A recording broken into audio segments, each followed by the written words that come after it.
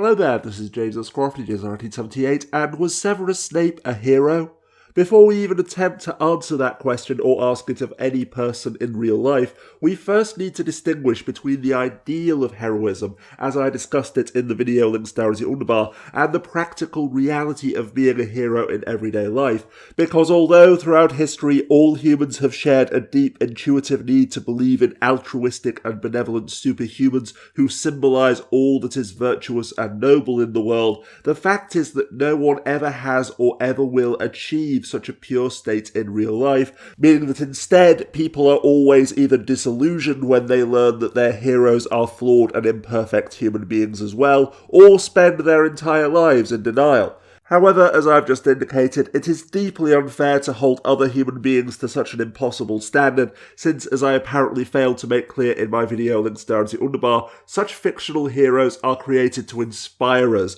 not to be a benchmark by which we should be judged. Because in the end, just as is the case with love, courage, charity, and everything else that is good both within and between human beings, the definition of heroism here in the real world is sacrificing yourself, or at the very least, being willing to do so for someone else, full stop, with the scale and magnitude of your heroism being determined by the scale and magnitude of your sacrifice. Either you're risking everything for the sake of another, or you're not. And as a brief side note, in fact, this is the basis of the infamous quote from Spec Ops: The Line, "You're here because you wanted to feel like something you're not, a hero." Because if you're hoping to achieve wealth, fame, or glory, to go down in history, to get the girl, to cite one ubiquitous cliche, or even simply to prove that you're not the bad guy, or that you weren't wrong to do all of this, then you're merely playing a role, pretending to be a hero in the hopes of fooling yourself and others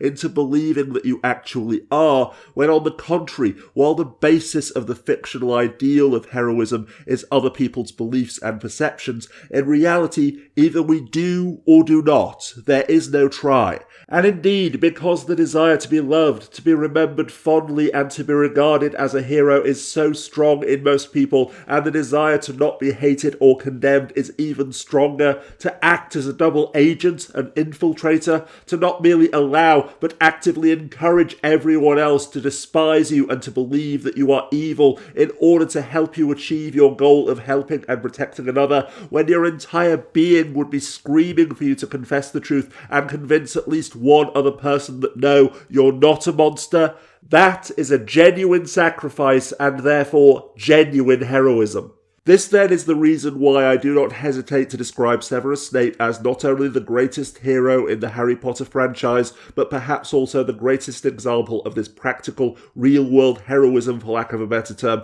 in English language fiction. Because was he a great man or even a good man? Hell no! He was cruel, arrogant, sadistic, bigoted and abusive, and his hatred of James Potter caused him to delight in abusing Harry, gaining satisfaction from bullying his less powerful son after being bullied by the father for so long. But as I say though, that had nothing to do with whether or not he chose to sacrifice himself for another, and therefore nothing to do with whether or not he was a hero. As a matter of fact, by always showing us the very worst of Snape and constantly causing us to doubt and even despise him until the very end of the series when the final truth about him was revealed, while at the same time making it plain that by his own admission, Harry was merely a mediocre student wizard at best, around whom the story basically just happened, with almost no conscious decisions on his part of any kind, rushed into danger with no clue what he was doing, survived through a combination of blind luck and more powerful friends,